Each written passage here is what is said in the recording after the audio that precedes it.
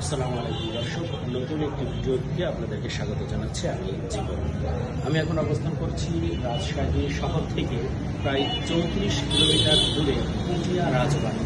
সত্যি একটি দর্শনীয় স্থান এটি। বাংলাদেশের ঐতিহ্য বহন করে এমন একটি স্থাপনা এখানে অবস্থিত।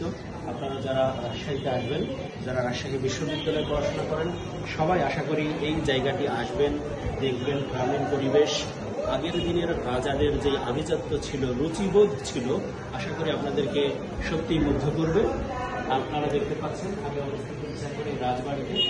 রাজবাড়ির যেই স্থাপত্য, যেই বিষয়টি, সেটি আপনারা দেখলে অবশ্যই বুঝলেন যে আগের দিনের রাজা বাদশাহ যারা ছিল তারা কতটা রুচিশীল ছিলেন। এখানে আপনি দেখতে পাচ্ছেন এই সামনে বড় একটি মাঠ, খোলা মাঠ, পাশে একটি দিঘি। মানে তাদের এই যে বসবাসের যে জায়গাগুলো, কত সিস্টেমেটিক ওয়েতে যে তারা এটা করেছে, সত্যি তারা অসাধারণ ছিলেন এবং রুচিশীল ছিলেন। এই যে বারান্দার মধ্যে আমি দাঁড়িয়ে আছি, কত বড় একটি বারান্দা দেখতে পাচ্ছেন।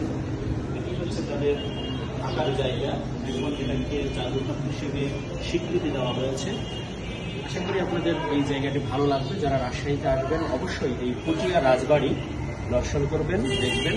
আশা করি ভালো লাগবে। সবাই ভালো থাকুন। ধন্যবাদ সবাই।